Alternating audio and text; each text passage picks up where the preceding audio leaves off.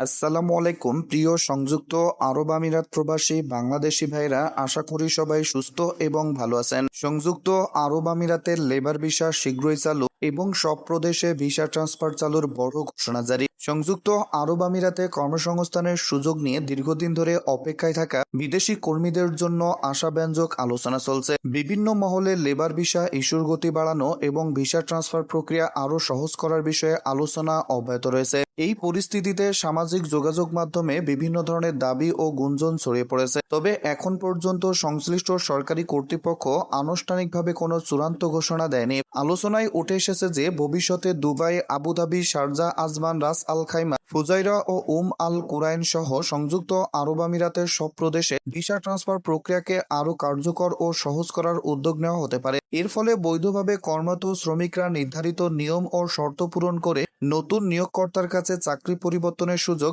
আরও সহজে পেতে পারেন। এছাড়া লেবার ভিসা ইস্যুর গতি বাড়ানোর বিষয়ে বিভিন্ন পর্যায়ে আলোচনা চলছে বলে জানা গিয়েছে। বিশেষ করে নির্মাণ, সেবা, আতিথেয়তা, স্বাস্থ্যসেবা, পরিবহন এবং শিল্প খাতে দক্ষ জনবলের চাহিদা থাকায় ভবিষ্যতে নতুন কর্মী নিয়োগের সুযোগ বাড়তে পারে বলে অনেকেই ধারণা করছে। তবে এটি বাস্তবায়নের জন্য সংশ্লিষ্ট সরকারি সিদ্ধান্ত ও আনুষ্ঠানিক নির্দেশনার অপেক্ষা করতে হবে। বিশেষজ্ঞদের মতে, যদি ভিসা ট্রান্সফার প্রক্রিয়া আরও সহজ করা হয় তাহলে কর্মীরা তাদের দক্ষতা ও অভিজ্ঞতার ভিত্তিতে ভালো কর্মপরিবেশ এবং উন্নত বেতনের